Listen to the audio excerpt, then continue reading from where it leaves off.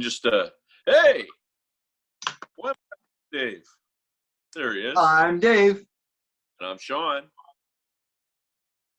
This Welcome is to, yep, he said, Barstools and Bandtalk. You would think that after this amount of time, we'd be getting our friggin' intros. You know what? straight. It'll never be right, Sean. We'll just say whatever. We'll just talk over each other, and it'll be what it'll be. Well, it's because we're so stinking excited about this. This is a man who we've had. You got to get him on. You got to get him on. You got to get him on From day one. And from day one. And God damn it, if we don't give the people what we want, we can be accused of a lot of stuff, but we cannot ever be accused of not giving the people what they want. So without further ado, where do you begin, Sean? I don't even, like. There's no preamble. There's no sequence of events. I can't even talk about this guy other than bring him on because he's an absolute legend. He's the reason why we're here. He's the reason why Jackie Smith was here. The reason why Dave Roberts was here. It's the one and the only Sam Moon, and we're excited to talk to him tonight. Bam. Sam Moon. Hello, hello, hello. How are you doing, brother? Good, thanks for dropping by. It's quiet around here. You've been well, not only What's that? You've been well. Oh yeah, we're doing fine. Yeah, oh yeah, we're doing great. I got a hip replacement January 7, and just in time because a short while later they were doing no surgery. So I've been in isolation since January 7. By the time I started getting mobile to get out of the place, the whole world changed. So I'm practiced at it. I'm used to it. So when you get your hip replaced, does that mean you're going to be turned into the #1 pickup goaltender in Halifax Dartmouth again, or? I don't know. I might have to work on my dry land training for that. I hear some of the goalies I talked to on the phone that played right up until the end. They're saying, "Gee, I don't know if I'm going to be able to get in shape for next year." Yeah. But we'll see what happens. Maybe I'll get a call. Maybe the Leafs will give me a call or something like that, and I can be back up to the. Well, you can be the Zamboni driver and make it. I was going to say, yeah. So right. I can maybe work my way up. Speaking of work now, Sam, let's talk about that for a second. How has this whole pandemic been affecting you and your ability? Well, of course, you've been off since January, I guess. So, I mean, that was a rough go. Yeah. A great benefit concert that was held in your honor down at Monty's. Well, I was very lucky. They had two things for me. I didn't ask, but they were very, very nice to have two dudes, one in Cape Breton, they're Matt and the boys, and little did I know that I thought it tied me over till I started working in the spring, and it didn't work out that way. So I'm kind of lucky that way in timing too. But yeah, I'm like everybody else. I feel bad for some of the 30 and 40 and 20-year-olds that just starting out, and some of them gave it a shot, and they're going to just put music as their goal, and to be shut down must be disappointing. Everybody wants to play, and plus a lot of people, it's their livelihood. That's right. I'm not wealthy or anything, but I'm an old timer, so Trudeau sends me a check once in a while, and I get by okay, a couple of SOCAN checks, and but that isn't the thing. Most people in this music just want to play, and they love to play to an audience. So I feel bad. I miss it myself, but in over 50 years, I've probably got about 10,000 shows under my belt. So I'm very lucky. I got to play a whole lot. Just the 10,000. Just the 10,000. I think so. Probably an average of 200 a year. Wow. Back in the early, probably the first 20 or 30 years, we were doing pretty close to 300 shows a year. You do a Misty Moon and then a Palace back-to-back, 7 days, 14. Go down and do Smooth Hermans, another 7 days. go over to Newfoundland for 6 weeks and end up playing 7 days plus a matinee on Saturday plus a matinee on Sunday. It would add up, but I mean, it trickled off after, through the years and everything. But yeah, probably 10,000. I'm probably close to it. Wow. So I got to get my rock and roll fun off and everything. I still miss it though, just like everybody else. But I'm very lucky I had a chance to Sam, play a lot. take us back right to the beginning, okay? Because you know what? We know, Sean and I have talked about this before. We're so excited that you're here, seriously, first and foremost, that you're here on our show. And it does us a great honor. It does. And I mean that sincerely. But this is going to be a multi-part segment. We know that. We're not going to handle it all in one night, one segment. We know that. So please take us back to the beginning of Sam Moon. Well, I don't know if people can. It's a lot of stories here, but I guess go right back to Sydney. 130 Crescent Street was where I was born. I think Sean probably very familiar with that. What? I used to live on Cottage Road. Yeah, not very far. We went to the old school there, St. Joe's, which turned into a church, which turned into a seniors home. So were you up by Woodall School or? Yeah, it was actually almost right at the end. Oh, underneath where the TV station would be if you're Exactly. right up the hill. I grew up there. I mean, I was very lucky because my family had an upright piano, and my sister was very musical and played and sang, and she liked doing harmonies and things. So as a 9 or 10-year-old, I'd sit on the piano stool, and sometimes I'd do.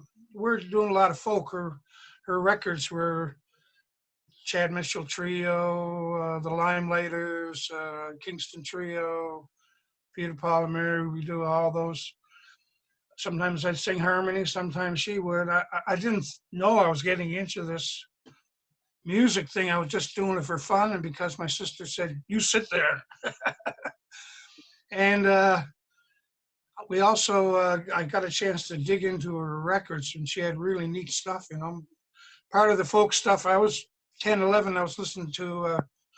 I didn't know who they were. Brownie McGee, Sonny Terry, Josh White, Pete Seeger, all that stuff. And then she was a teenager, so she got into Fats Domino and Elvis and Chuck Berry and all that stuff. So I kind of went through that, her record collection, and I would sing along when everybody was out of the house, and I memorized the words to tons of tunes, and then we do some with her on the piano, some Fats Domino and everything. And then by the time I was about 14, I could scrounge enough money to buy my own albums. And it was the British invasion, right? So you had lots of Rolling Stones and Zombies and Billy J. Kramer and Dakotas, Freddie and the Dreamers. So I listened to those and I sang along with those and memorized. I don't know why. I just doing it because I enjoyed it. It was fun. Right. Memorized a bunch of songs, lyrics, and nobody knew. I was just by myself. And then my buddies in the neighborhood, when I was about 15 or so, they started getting little garage and basement jams together. Somebody showed up with a electric guitar and an amp. Wow. And then somebody showed up with a set of drums. That's a real set of drums. And we kind of gathered, and this is kind of a connection started early, but some of those friends of mine that were doing that was, I don't know if you know Maynard Morrison, married to Bette McDonald, Mary Morrison, the character, and he does Cecil, right? And he was a singer. He'd show up. Sometimes he lived not too far away. Jimmy Flynn. Yeah. Yep. He was a singer. He was already established. He was in a group called the Morticians in Sydney, and he was the lead singer with them. And they actually played dances, and they put all the gear in the back of the hearse they had, and they would show up at the gigs in a hearse. That was Jimmy Flynn. Asked if you ever get to interview him, ask him about his mortician days. Okay. So he'd show up at some of these little things, and then there was a friend of ours. It's funny, he never sang. He would hang around with us. But years later, when I came home one time after on the road with Matt, Max McDonald was going to College of Cape Breton, the little X there, and he started singing. And that's when they started the summertime, Rise and Follies of Cape Breton turned into Summertime Review. But while we were hanging out as kids, he never sang, which is really different. Of course, Max went to play with Buddy and the Boys and so on and so forth there. And anyway, I'd get a call. And the only reason why I think they called me wasn't maybe because I was a great singer, but they knew I knew the words. Everybody wanted to be George Harrison or Ringo, and nobody bothered to, like I say, some of those things would show up and they covered very well, believe me, but they'd call me if they weren't there. And Sam, could you come over? And because they knew I knew a bunch of words. And it's funny, that band, the Morticians, had a guy in it. I'm going to get to him eventually here.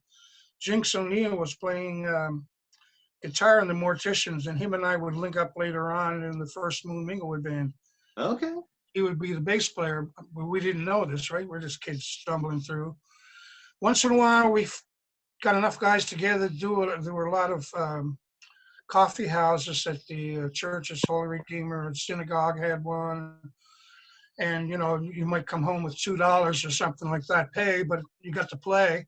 Yeah. So we played a lot of coffee houses and started to get our chops together and everything. And a bunch of guys were putting a band together, and they asked if I'd join up, and we became a group called the ID, from the Wizard of Id. The ID. Okay. ID. Okay. It was from the Wizard of Id. Remember the cartoon? Yeah.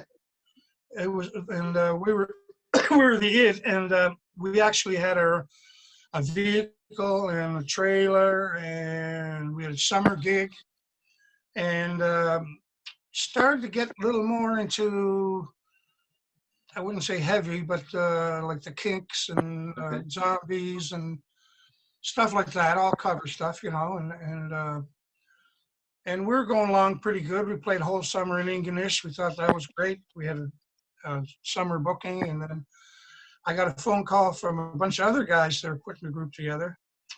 And they were kind of older, established guys. They were like, for the local Sydney scene, they were like pros or whatever. So all of a sudden I was jumping into a different field here all of a sudden. And we had the drummer, Diego, kind of put the whole thing together. Diego Gunn was his name.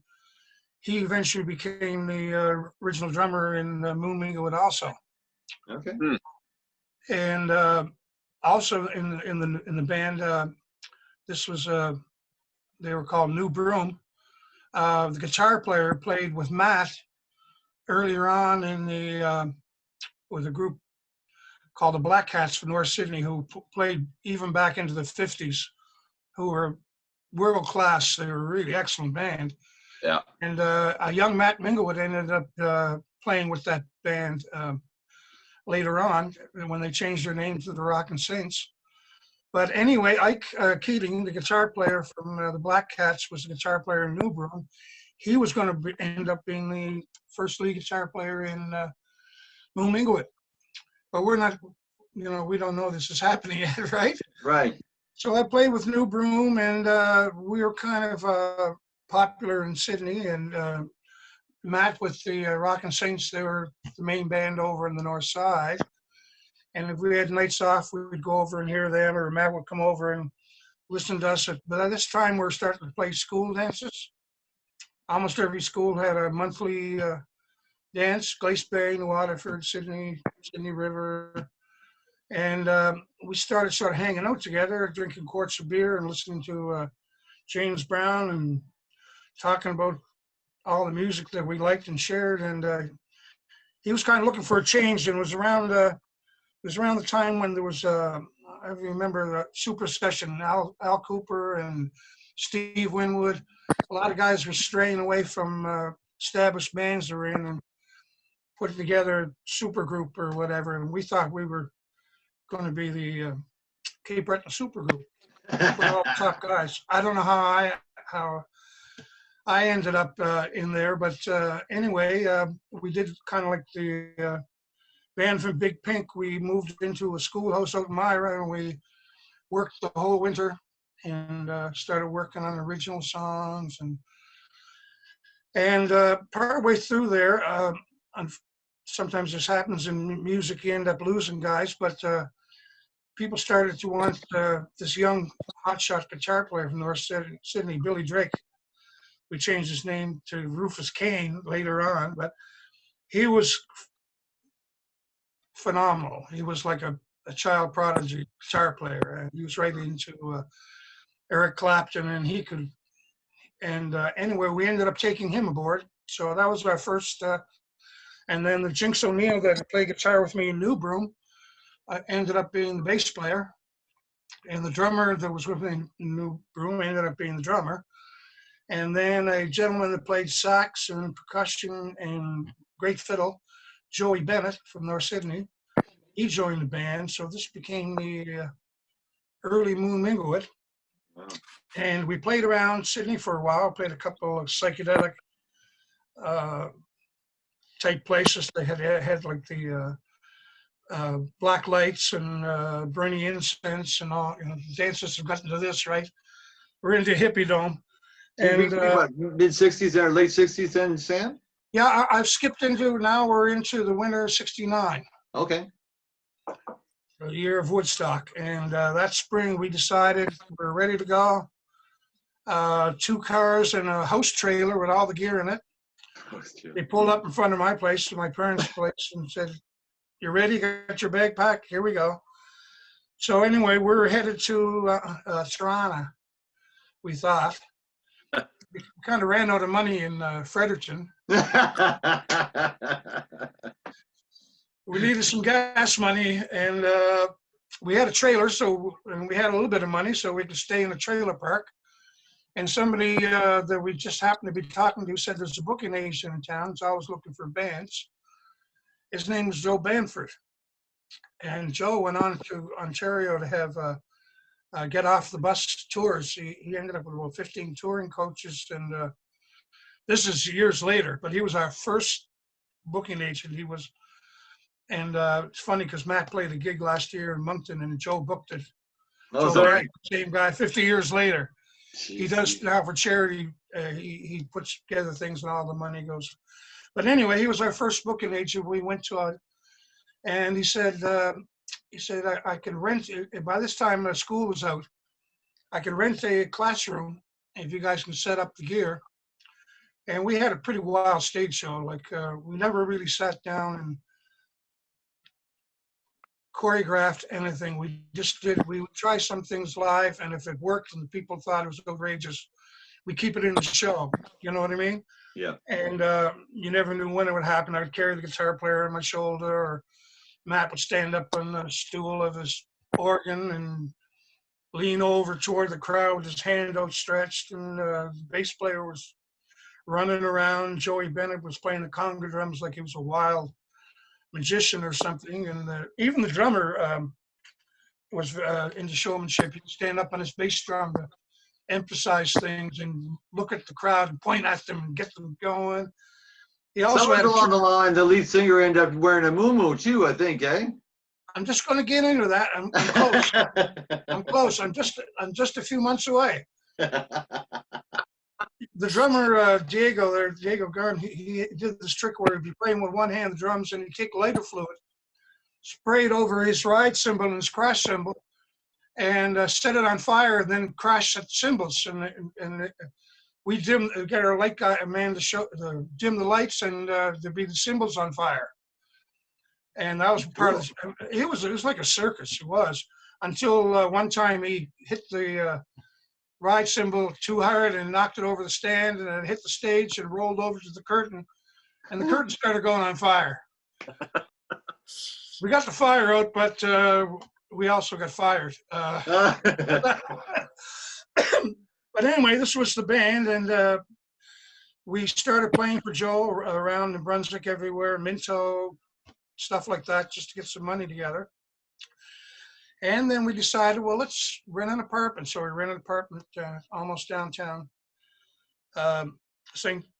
Fredericton, all of us, and we lived there for the summer. Actually, it was the summer of Woodstock, and friends of ours from Halifax that we knew, Langley Beach Crowd, had a bus, and they dropped in our place. They were headed down to some music festival that we never heard about. They said, we're going to New York to a festival, and we want to come. And we said, no, I think we'll stay here. Anyway, a week later, they came back, and it was Woodstock, and we missed missed the whole bloody thing. But we're playing around, and we ended up playing the Sub, UNB, at the university, and I think it was they had some kind of a pageant going on, and they had costumes in the dressing room, almost kind of like church angelic, your early prototype Moo. And somebody in the band said, I bet you wouldn't put that on.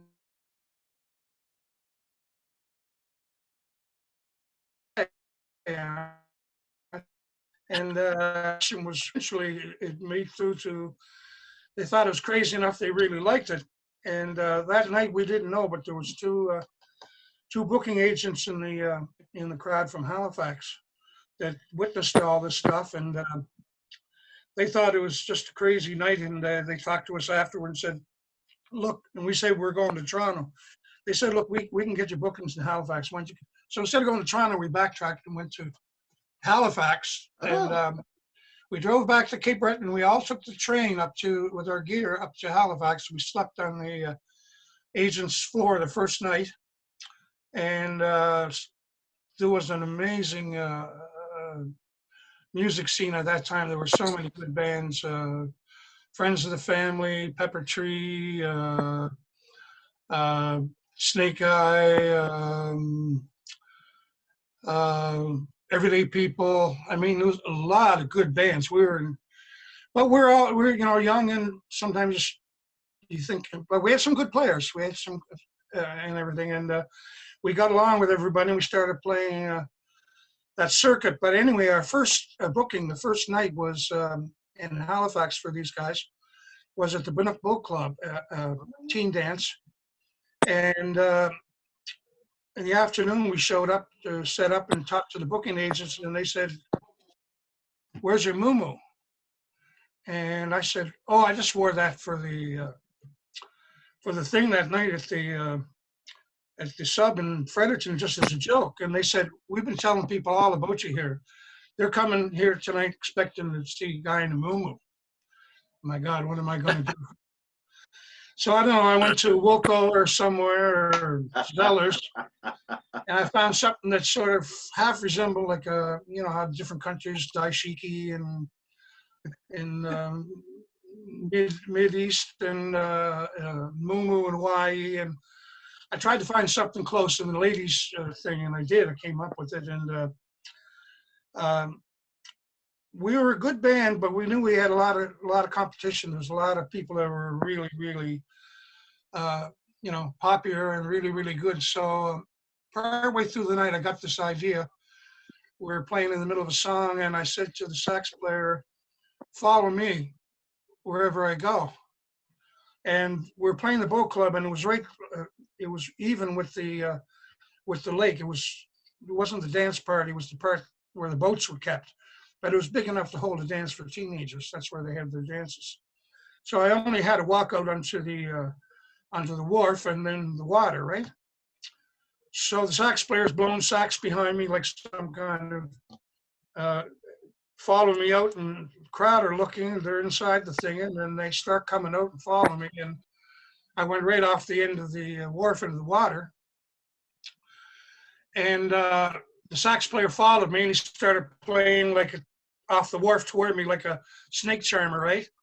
And I came out of the water, and I crawled up the ladder, and then I crawled across the the wharf into the dance thing and back up to my microphone, and stupid me, this was going to be my big play or whatever. I grabbed the mic stand and immediately got a shock. I couldn't even let go of it. I was stuck on it. So the band kept playing. Somebody came over and sort of took a foot and rolled me over, and I kind of lost my grip off the thing, you know. But the next day, the talk was all around town. It was like, that band, that Moon Minglewood band. Actually, we were called Sam Moon, Matt Mingle, and the Universal Power. But after a couple of years, the club owner said, "Can you shorten it up, because we can't get out your name on the billboard. Too many letters." So anyway, the next day, the talk was all around town and got us right into contention, because they didn't know what to expect of us, right? So we played that circuit, and we finally, I think I might have told you this the other night when I was talking to you, Dave. Everyday people had been out to Vancouver. Yeah. And I already played out there for Bruce Allen at booked the talent agency, and they had already played the club circuit, and he asked if there were any other maritime bands and mentioned their name. And anyway, boom, we bypassed Toronto that time. We eventually got to play there. We ended up in Vancouver, in the big city, and they didn't know what to make of us. I mean, we were so bizarre. I mean, we could play, but it was like, I don't know. We weren't trying to be like a Frank Zappa band, but we kind of were. Like sometimes like the fiddle player, Joey Bender was our first fiddle player. Eventually, Marcel Doucette from Shetty Camp played with us, and they were playing like in the middle of this sort of hip audience, like the Body Shop in Vancouver and all these places, so kind of uptown crowd, and all of a sudden Joey or Marcel, whoever's in the band, would start playing like a Cape Breton fiddle to him. I didn't know how it was going to work, but all of a sudden they ended up trying to do like a hoedown, and they loved it. They loved it. I mean, and we had, like I said, a really great guitar player that the musicians started talking about out there, and so on. And Matt was Matt. I mean, everybody loved his singing and his show and everything. So we played there quite a bit. And then one night we were playing at a club in Vancouver, and club owners we didn't know this, club owners used to come down from Alaska to look for entertainment to hire. Number one, it was closer for them to travel all the way back to California, and when they book you, you'd have to sign like a 10-week minimum or whatever, because they fly you up. You can't go up there after a week and say, I don't like it here, I got to go home. So you had to be aware of that. So sometimes the California bands didn't really want to be out into the sort of the Northwest. It wasn't their cup of tea. But anyway, we said to the guy, yeah, we'll do it. We went up there, and we just loved it. We just loved it. They loved us. And I ended up going back. Matt and I did 2 stints up there, and I ended up doing about 10 more. Wow. After. And do you ever see that movie, The Deadliest Catch? Mm-hmm. Yep. Yeah. On TV? I don't know those guys, but they're the type of, actually one of the boats, if you notice, we used to play in Kodiak. One of the boats is called the Kodiak. But anyway, they are the type of people that were there. And like, even though we played like 6 nights a week from 10 o'clock till 4 o'clock in the morning was our hours. Jeez. 6 sets. Wow. Not 3 sets, 6 sets. 6 sets. 6 sets, 6 nights a week. And these fishermen come in, crab fishermen, and they just, the club that we mainly played had about a 400 seating capacity. And if the fishermen just came in and they had a big crab season, all kinds of money, they go behind the bar and ring the bell. That means the waitress would go around everybody in the house and ask what they're drinking, and whoever rang the bell would pay for it. Wow. That would happen all night long. It was just, for a bunch of us kids, I don't know how we got, and everybody still worked on the music. I mean, and we come back from there, we play up in Alaska, the Minglewood Band, we come back to Nova Scotia and everything, and we'd be so tight. And people say, what were you doing? Well, we're playing 6 nights a week, 6 sets a night. Yeah. And boys are still cramming in their individual practice chops and everything. plus trying to find time to party, which you had to do too. Without question. So that went along for a long while. We ended up renting a house in Vancouver for a while. We played there so much. We lived there for a while, and we changed a lot of band members through time. The final going off, I guess we were living in Newfoundland. The agents used to send us there so much that we figured, well, let's stay there for a while, and we spent about a year there playing. And once again, you got really tight because you had the bloody Saturday afternoon matinee, Sunday matinee, so you're playing 7 days a week. And then I thought, maybe the road wasn't for me or whatever, and I ended up splitting. I don't know if it was a right move or not, but it only lasted for about a year, and I was home, and some of the guys were jamming and started playing, and before I knew it, I started Matt went on his way, and I started several different combinations of Sam Moon bands, and then ended up going to Alaska and going out west and played with a different combination. Lisa McDougall, you know people. You had Brian Norman on there. He was our sound man. He came up to Alaska with us. You had him on the show. Yep. There, and there's so many different people. Got Ross Billard, who's very prominent around here, playing with Miles Goodwin and all that. He was in one of the Sam Moon bands, and we just kept going like that. And then along came disco, kind of changed things a bit. And then during the 80s, after disco, it got to be the point where clubs were hiring what they call top cover bands, top 40. Right. So I got to give hats off to Matt, because he still played the same music he played right from the beginning when I started with. From he never changed. I wanted to ask. I did cover too. Yes, go ahead. Yeah, we're going to take a break here in a second, but I wanted to ask you, like, so you just covered, probably 10 years there. So I was kind of curious. Now we got about 3 minutes here. So you were writing songs all the time. You and Matt were writing songs at this time. Well, we didn't start till about our second year into it. We had a road manager, a manager who was a songwriter, Dick Byrne, that used to be with the Halifax Three. Okay. Denny Doherty was in the Halifax Three. Denny Doherty went on to Mama's Papa's. And anyway, Dick was we had tried our hand at writing, but some, it wasn't quite coming off. But after we worked with Dick, I sort of watched it, and the other boys, I think, did too, and started to realize that there are templates to follow, and there are to make it a lot easier and everything. So I think our songwriting became a lot better after Dick left, and then we had a little more experience, and we had kind of went to school on Dick's knowledge. Like he knew a lot of music people down in New York and everything, and the early late folk days and everything, mind you. But I mean, he knew them all. Who was Buddy in Woodstock that started it off? Rory Gallagher. What's that? Rory Gallagher? No, all by himself. Frida.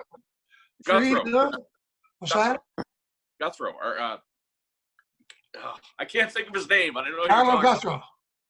Arlo Guthro. Yeah, he played with his thumb. Yeah, exactly. But anyway, we didn't start writing till probably 70, 72, I suppose. Okay. And I was only there for 3 more years. Okay. So I'm kind of curious, like, what songs you were covering. Like, so you were playing all over the place. That's literally across the continent. So, like, what was the songs that were popular at the time that you guys covered?